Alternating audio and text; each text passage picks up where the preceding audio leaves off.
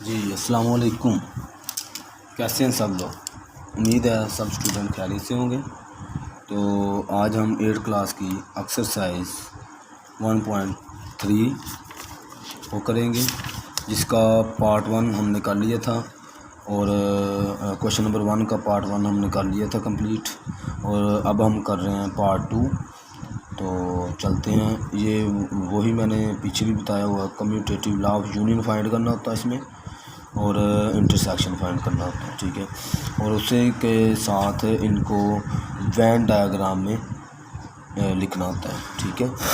तो हम चलते हैं अपने क्वेश्चन की तरफ। देखें, हमारा क्वेश्चन है, वो कहता है द सेट्स एन एंड जी। तो एन मीन क्या है और जी मीन क्या है? एन मीन है नेचुरल नंबर्स और जी मीन है इंटीजर नंबर्स, ठीक है। तो इनमें हमने बताना है, हमने फाइंड ये करना है commutative law of union and commutative law of intersection. जी, तो ये मैंने इसकी वेन डायग्राम बनाई हुई है जी, ठीक है। वेन डायग्राम बनाई हुई है और आगे इसमें से हमने देख के लिखने हैं इनमें।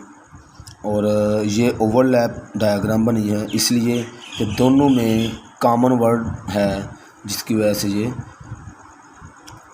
ओवरलैपिंग डायग्राम बनी है। सबसे पहले हम इसमें जो कॉमन वर्ड है वो लिखेंगे। आपको पता है, पीछे मैंने बताया था कि इसमें हम कॉमन वर्ड लिखते हैं, तो कॉमन वर्ड लिखेंगे दोनों में। इसमें देखें ज़ीरो है, इसमें नहीं है तो ज़ीरो नहीं लिखेंगे। अब प्लस का 1 है ये वाला ना, अगर किसी के साथ कोई साइन ना लगा हो, यानी माइनस ना लगा हो या प्लस भी ना लगा हो, लेकिन मैथ में उसको प्लस ही तस्वर किया जाता है। अब ये भी प्लस का है, ये भी प्लस का है। अब इधर इन्होंने लिख दिया है कि प्लस माइनस, यानी प्लस का भी है और माइनस का भी है, दोनों का ये 1 है। ये प्लस का भी है और 1 का भी है ये। अच्छा, तो अब प्लस का 1 अगर इधर है तो ये देखें, ये भी प्लस का 1 है, ये भी इधर लिखा तो नहीं हुआ प्लस, लेकिन फिर भी ये प्लस का है, ठीक है। और 3 भी प्लस का, ऐसे सारे ये प्लस के हैं। जो कॉमन वर्ड हैं वो सारे हम इधर लिख देंगे जो प्लस के हैं, 1 2 3 सो 1 जी। अब इधर देखें, हम जो इस कॉमन में हम लिख देते थे ना, इधर इस पार्ट में हम जो लिखते थे, आपको पता पीछे मैंने वो इधर नहीं लिखे थे ना, जो बच गए थे वो लिखते हैं। अब देखें, एन में से कोई भी ऐसा नहीं वर्ड बचा जो हम इधर लिख सकें, इसलिए ये जो एन वाला खाना ये खाली रहेगा। और जी में देखेंगे कोई बचता है, वहाँ पे हमारे पास 0 बचा है, और माइनस के 1 बच गया है, माइनस का 2 बच गया है, माइनस का 3, इसी तरह 1 सारे के सारे बच गए हैं, ठीक है। ये खाली रहेगा। ये जी हमारी वेन डायग्राम बन गई। तो आगे हम कम्यूटेटिव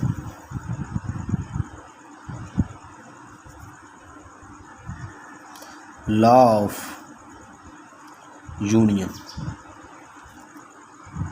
ठीक है। तो इसका फार्मूला आपको पता, मैंने बताया हुआ है। अब इधर एन जी है, ए बी नहीं लिखा हुआ, एन जी है तो एन ही हम लेंगे।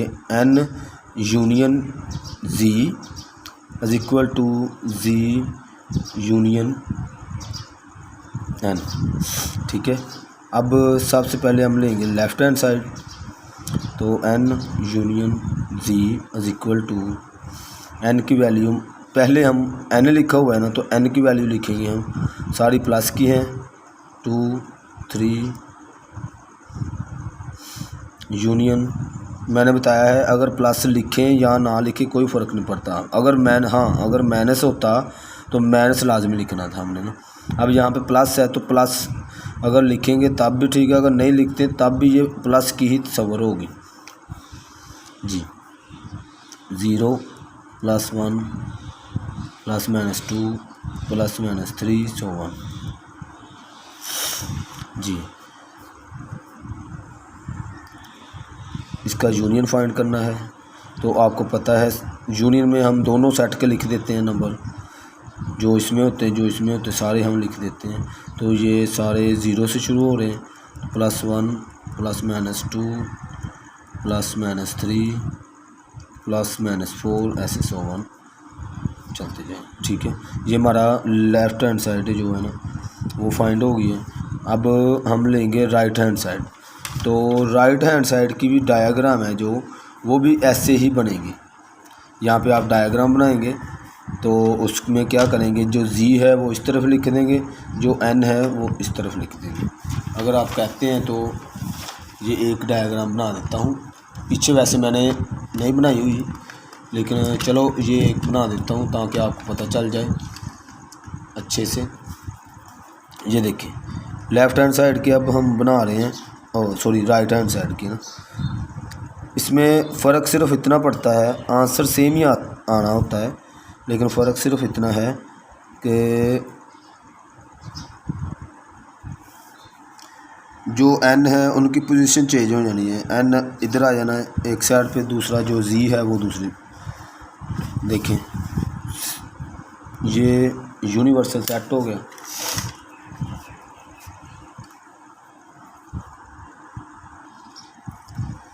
जी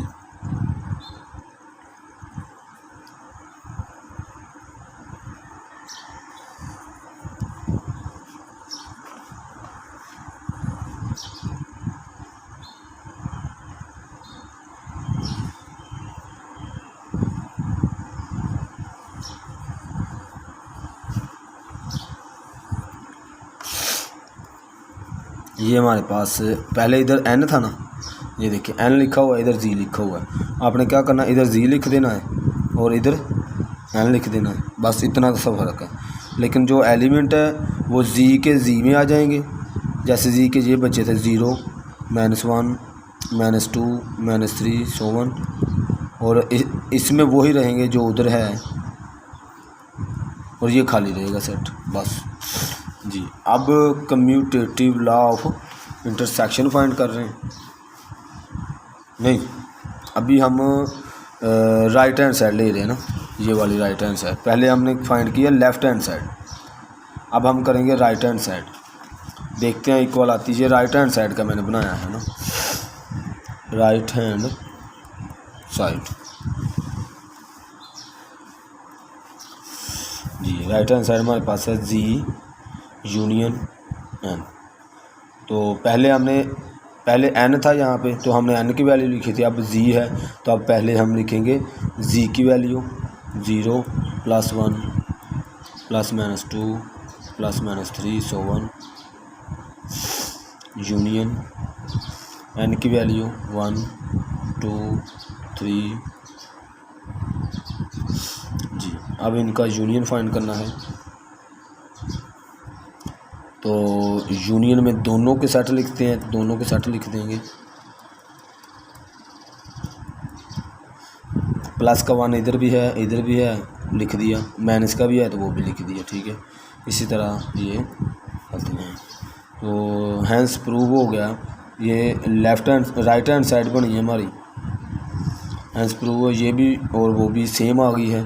तो left hand side is equal to right hand side. ठीक है, अब हम फाइंड करेंगे कम्यूटेटिव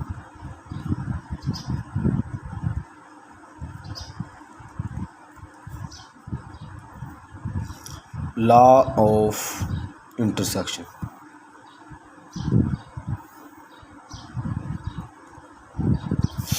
ठीक है, तो इसका भी फार्मूला वही है, सिर्फ जहाँ पे यूनियन लिखा है वहाँ पे हमने क्या करना है, इंटरसेक्शन का साइन डाल देना है, equal to G intersection N. ठीक है जी, अब हम लेंगे लेफ़्ट हैंड साइड है ना, पहले लेफ़्ट हैंड साइड। अच्छा, इससे पहले मैं ये समझता हूँ, तो आपको फिर एक डायग्राम बना दूँ। वैसे जो इसकी इंटरसेक्शन की और यूनियन की डायग्राम है वो भी सेम है, आप लोगों ने परेशान नहीं होना है कि अब इसकी डायग्राम चेंज हो गई होगी। वैसे की वैसे आपने बना देनी है, कोई इसमें फ़र्क नहीं होना है। थोड़ा बहुत आप कहें भी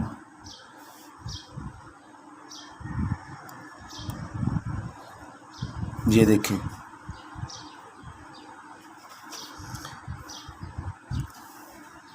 आपने ये लिखकर, क्वेश्चन लिखकर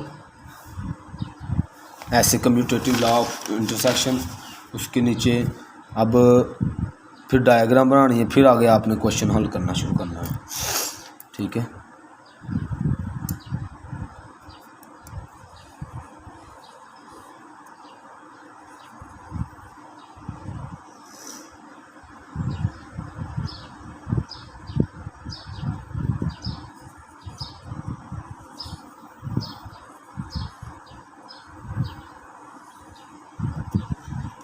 जी देखें, यूनिवर्सल सेट ये n था, ये z है। अब n की वैल्यू इधर लिखनी है, z की इधर, और जो कॉमन है वो इसमें। तो देखिए n की वैल्यू हमारी वही सेम टू सेम आ जाएगी, यानी ये खाली सेट होगा ये वाला, क्योंकि इसमें जो कॉमन है वो हमने इधर लिख दिए हैं। और इधर 0, -1, -2, -3 ऐसे चलते जाएंगे। ठीक है, अब हम लेते हैं left hand side. Left hand side हमारे पास है n इंटरसेक्शन z। n की वैल्यू पहले लिखेंगे, अगर n पहले है तो n ही लिखेंगे, 2, 3। अच्छा, इंटरसेक्शन 0, +1, +-2, +-3, so on। जी, अब आपको पता है इंटरसेक्शन में हम वो साइन लिखते हैं, वो एलिमेंट लिखते हैं, वो एलिमेंट लिखते हैं जो दोनों में कॉमन हो। अब इस डायग्राम में भी हमें ये साबित हो रहा है कि इसमें भी 1 है और इसमें भी 1 प्लस का है, इसमें 2 है, इसमें भी 2 है। ठीक है, ये जो कॉमन वर्ड आए हैं ये हम इधर लिख देंगे। देखें, इधर 1 है, इधर 1 प्लस का है तो वो लिख दिया हमने। फिर आगे प्लस का 2, प्लस लिखें या ना लिखें कोई फ़र्क नहीं पड़ता, आपने परेशान नहीं होना। 3, 4, 5 ऐसे ये चलते जाएंगे। ठीक है, अब ये इंटरसेक्शन आ गया है लेफ़्ट हैंड साइड का। ठीक है, राइट हैंड साइड अब हम करेंगे z इंटरसेक्शन n। अच्छा, राइट हैंड साइड की जो डायग्राम है वो भी ऐसे ही बनेगी, लेकिन क्या होगा, उसकी पोजीशन चेंज हो जाएगी। z इधर आ जाएगा, n इधर आ जाएगा, इसके एलिमेंट z में आ जाएंगे, z के एलिमेंट z में रहेंगे ना, तो ये जो कॉमन है ये यहाँ रहेंगे। जैसे मैंने ये बनाई है डायग्राम, ये देखिए सेम टू सेम ऐसे डायग्राम बननी है इसकी।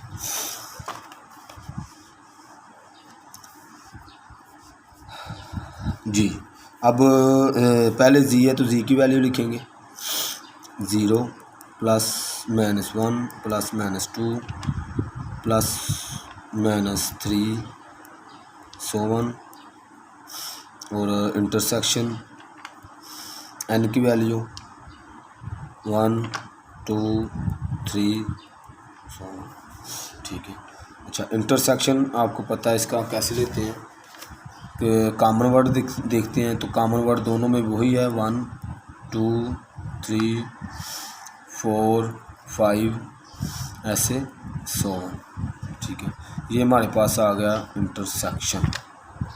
ठीक है जी, अब ये आया हमारे पास राइट हैंड साइड। देखें, राइट हैंड साइड और लेफ़्ट हैंड साइड दोनों सेम है, तो साबित हो गया कि left hand side is equal to right hand side.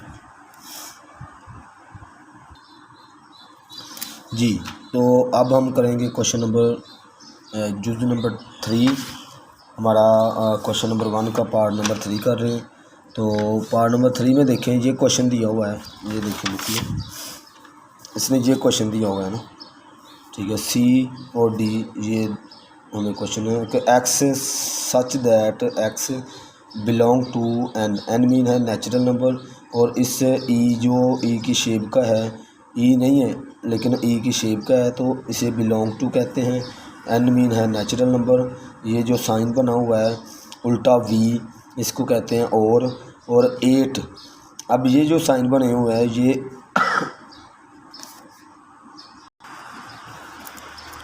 अच्छा, आगे ये साइन बना हुआ है जो हमारे लेफ़्ट हैंड से, ये देखें, जो हमारा लेफ़्ट हैंड से बनता है वी की शेप का, तो इसको हम ये देखें, ये इस तरह से ऐसे, तो इसको हम कहेंगे लेस देन। अगर हमारा राइट हैंड से ऐसे वी बनता है तो इसको हम कहेंगे ग्रेटर देन। अब ये हमारा लेस देन बन रहा है राइट हैंड से, ये देखें तो सेम इस तरह बन रहा है। तो ये देखें लेस देन, और नीचे जो लाइन लगी होती है इसका मतलब होता है इक्वल, ठीक है। वो कहता है less than and equal to 8, जो x है वो लेस देन है 8 से और इक्वल भी 8 के है।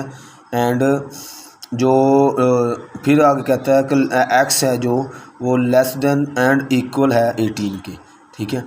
आगे फिर इसको भी ऐसे लिख रहा है, तो इसको पहले तो हम सिंपलेस्ट फॉर्म में लिखेंगे।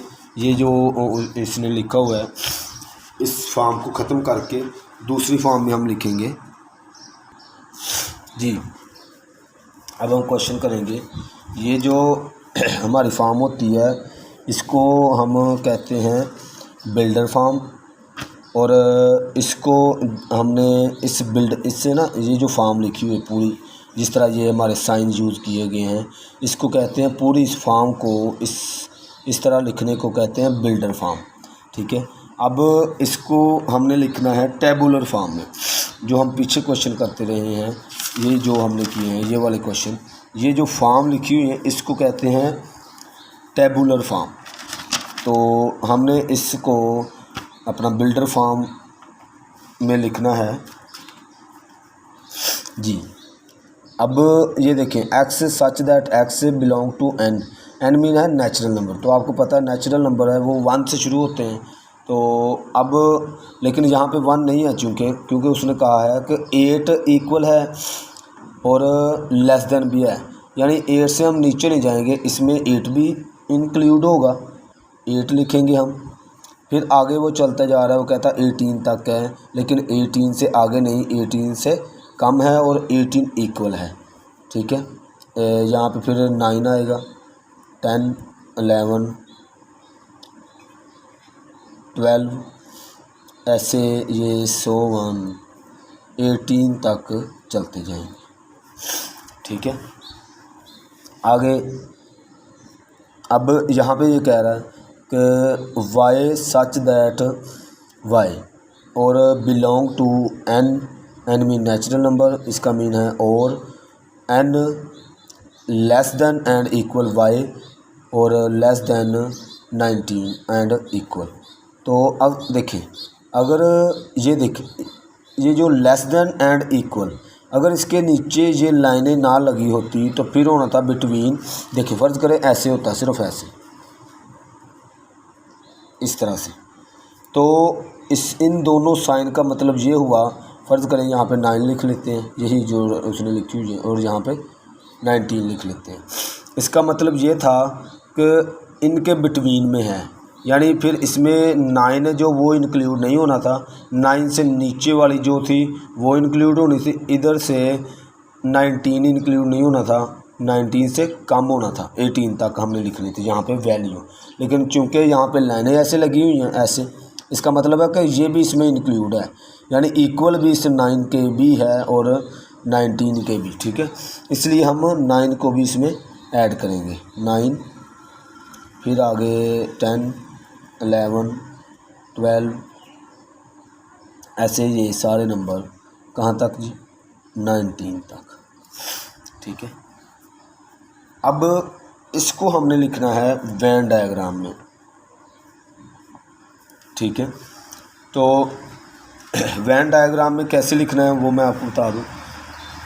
वैसे ही लिखना है जैसे हम पीछे लिखते हैं, वैसे यहाँ पे हम लिखते थे कॉमन, इस पार्ट में हम कॉमन लिखते थे, फिर सी के सी में लिखते थे, और जो बच जाते थे वो सी में, जो डी में बच गए वो हम डी में लिख देते हैं। अब हम देखेंगे कॉमन वर्ड कौन से हैं दोनों में, तो पहले हम कॉमन लिख लेते हैं। यहाँ पे 8 है, यहाँ पे नहीं है, 9 10 11 ये सारे इसमें कॉमन आ रहे हैं, कहाँ तक जी, 18 तक, यानी 9 10 11 ऐसे ये सारे नंबर कहाँ तक, 18 तक, सारे नंबर कॉमन आ रहे हैं 18 तक। अच्छा, अब इधर देखना है कौन से बचे हैं सी में, हमारे में सी में सिर्फ़ और सिर्फ 8 बचा है, और डी में हमारे पास सिर्फ 19। ये हमारी बन गई जी डायग्राम। अब हम वही formula commutative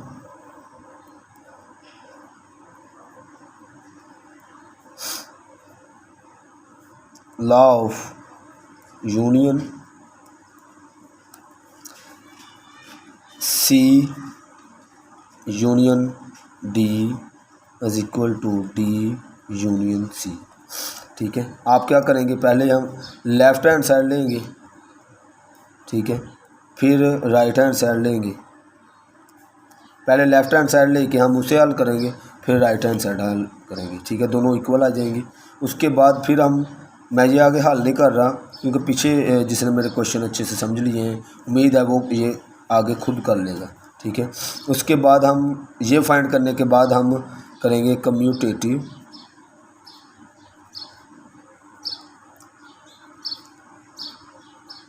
law of intersection.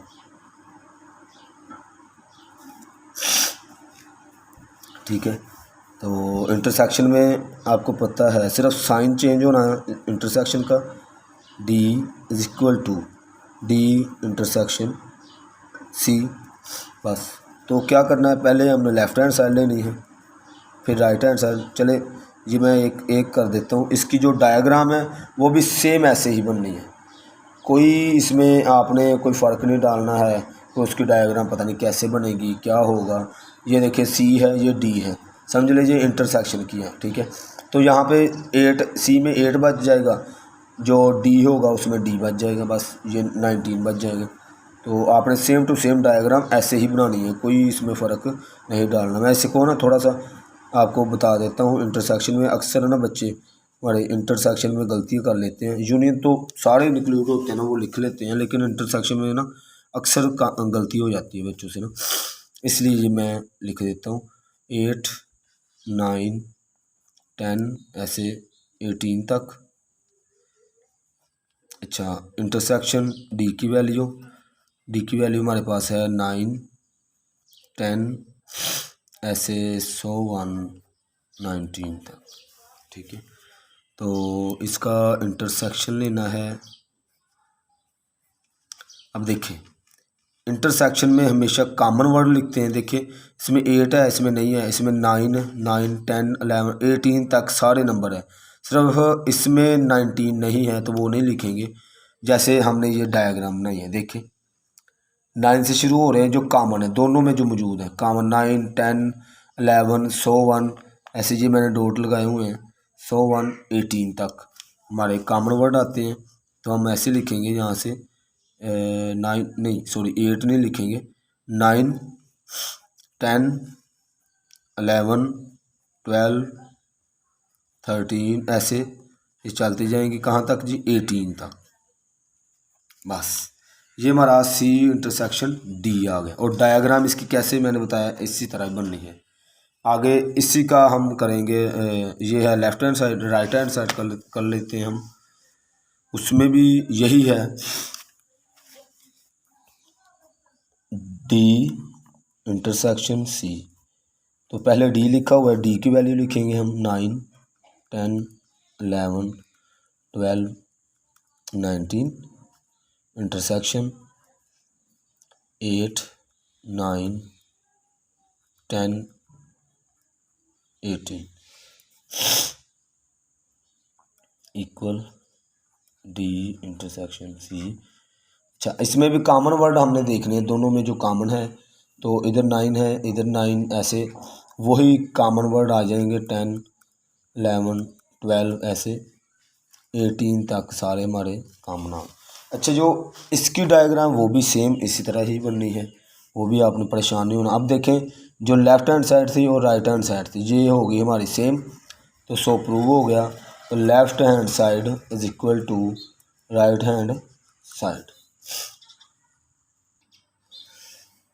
Ji question number हमारा है आगे, क्वेश्चन नंबर पार्ट नंबर हमारा 4 है, वो हम करेंगे। वो कहता है द सेट्स E and ओ। ठीक है जी, ई एंड ओ। ये देखें बुक में कि पार्ट नंबर क्वेश्चन नंबर 1 का पार्ट नंबर 4 वो कह रहा है द सेट्स ई एंड ओ। तो ई मीन क्या होता है? ई हमारा होता है इवन नंबर, और ओड मीन यानी ओ मीन है ओड नंबर। तो यहाँ पे हम पहले इसे ई की वैल्यू पुट करेंगे, जो एलिमेंट बनते हैं वो लिखेंगे, और जो ओ में बनते हैं वो लिखेंगे। ठीक है, अच्छा जी। अब इवन नंबर आपको पता है, इसकी दो निशानियाँ मैं आपको बता दूं कि इवन नंबर क्या होता है। इवन नंबर एक तो 2 के साथ डिवाइड हो जाता है, यानी 2 के टेबल में आ जाता है ना, 2 के साथ पूरा पूरा डिवाइड हो जाता है मतलब। ठीक है, और दूसरी इसकी निशानी ये है कि ये ज़ीरो से शुरू होता है। इवन नंबर जो है ना, ज़ीरो से शुरू होता है, फिर एक छोड़ के लिखते जाना है। ज़ीरो के बाद क्या आता है? 1। तो आपने 1 नहीं लिखना, आपने 2 लिखना है।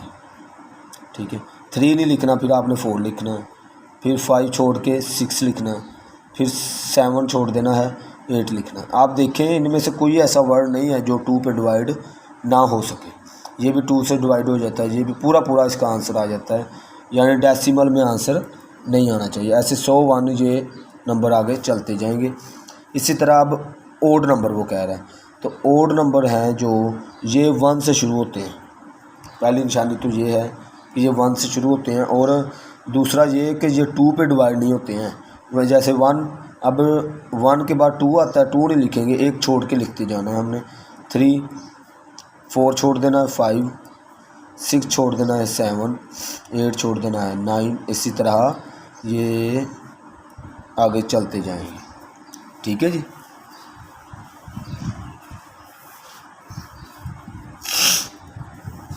अच्छा देखिए, अब इन दोनों में हमने देखना है कि कॉमन वर्ड हैं जो हमारी वेन डायग्राम में हमारी मदद करें।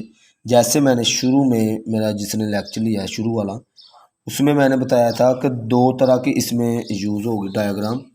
एक एक तो वो होगी, एक मिनट मैं ये बना लूँ। एक थी ओवरलैपिंग डायग्राम, ओवरलैपिंग डायग्राम थी। ओवरलैपिंग वो थी, अब ओवरलैपिंग डायग्राम हम तब बनाते थे जब दोनों में कॉमन वर्ड होते थे, फिर हम बनाते थे ओवरलैपिंग डायग्राम। लेकिन चूंकि इसमें कॉमन वर्ड नहीं है, देख लें आप खुद ही कि यहाँ पे 0 है, यहाँ पे 1 है। अब इसमें जो सारे एलिमेंट मुख्तलिफ है, इसमें भी मुख्तलिफ है, यानी जो इसमें है वो इसमें नहीं है, या इसमें जो है वो इसमें मौजूद ही नहीं है। इसलिए जो इसकी वैन डायग्राम है वो तीनों क्वेश्चनों से अलग बनेगी।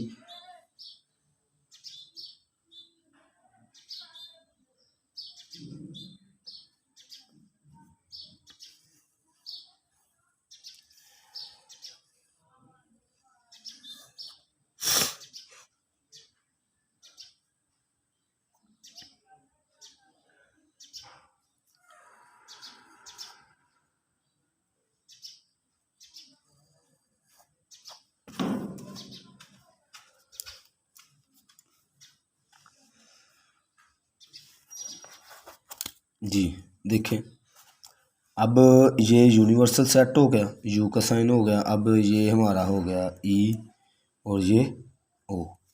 ठीक है, अब ये मैंने डायग्राम बनानी बहुत ज़रूरी थी आपके सामने। ये अलग अलग से हमने पहले हम ओवरलैप करते रहे हैं, एक दूसरे ऐसे क्रॉस करते रहे हैं एक दूसरे से, लेकिन ये इसलिए हमने लहदा बनाई है कि ई की हमने लहदा बना दिया और जो ओ है उसका सेट लहदा बना दिया, इसलिए कि दोनों में कॉमन वर्ड नहीं है। मैंने आपको बताया था कि ओवरलैप तब करेगी जब दोनों में कॉमन होंगे। आपने पहले सेट देख लेने हैं कि अगर कॉमन है तो ओवरलैप होगी, अगर कॉमन वर्ड नहीं है तो ये डिसजॉइंट डायग्राम बनेगी। कौन सी? डिसजॉइंट। ठीक है, लिख देता हूँ मैं इधर, डिसजॉइंट सेट्स हैं जी, यानी डिसजॉइंट डायग्राम बना दी।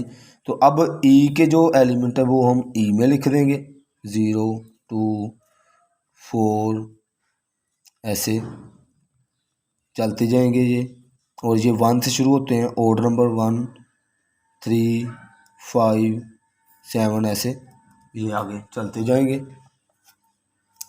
जी। तो इसके बाद हमने क्या करना है, वही फार्मूला हमारा फार्मूला वही रहना, कम्यूटेटिव लॉ ऑफ इंटरसेक्शन, अपना यूनियन पहले हम फाइंड कर लेते हैं। इसमें E union O is equal to O union E, ठीक है। लेफ्ट हैंड साइड लेते हैं हम, ई यूनियन ओ, ई की वैल्यू लिखेंगे 0 2 4 ऐसे चलते जाएंगे जो, और यूनियन का साइन 1 3 5 ऐसे सो ऑन, ठीक है। तो यूनियन में आपको पता है कि हम सारे के सारे वर्ड इंक्लूड कर लेते हैं, दोनों सेट्स के हम लिख देते हैं। अब ये 0 1 2 3 4 ऐसे ये सारे के सारे चलते जाएंगे। ये हमारे पास आ गया ई यूनियन ओ, हमारे पास लेफ्ट हैंड साइड ये आ गई। अच्छा, आगे हम इसकी राइट हैंड साइड करेंगे।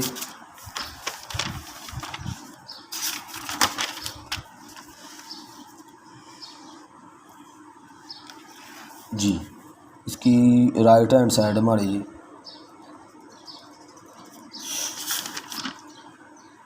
ओ यूनियन ई,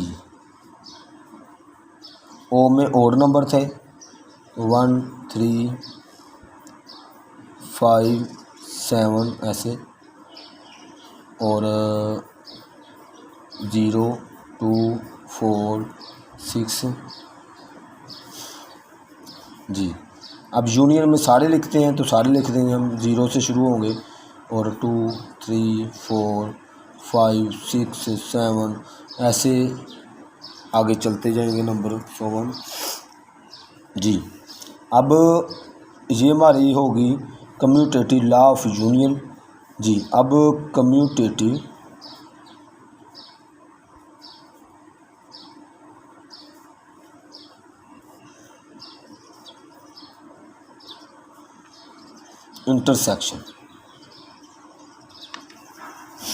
इंटरसेक्शन में ओ साइन चेंज होता है, सिर्फ O intersection E is equal to E intersection O, ठीक है। अब हम क्या करते हैं, पहले हम ले लेते हैं लेफ्ट हैंड साइड इसकी। अच्छा, इसकी जो डायग्राम है उसमें आप परेशान नहीं होना कि इसकी डायग्राम कैसे बननी है, तो इसकी डायग्राम भी सेम ही वैसे बननी है जैसे मैंने पीछे बनाई है। अगर आप कहते हैं तो मैं बना देता हूँ, वैसे सेम टू सेम जो मैंने पीछे डायग्राम बनाई है वैसी ही डायग्राम इसकी बननी है। आप उम्मीद है खुद भी वैसे बना लेंगे, लेकिन चलो कुछ बच्चे होते हैं कमज़ोर होते हैं हमारे, तो उनके लिए मैं बना देता हूँ।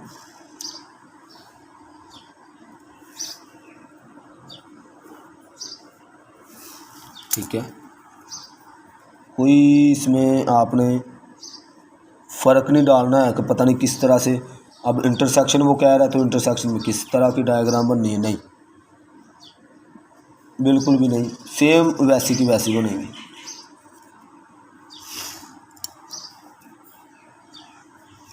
जी, तो आपने क्या इधर, अब पहले ये ओ,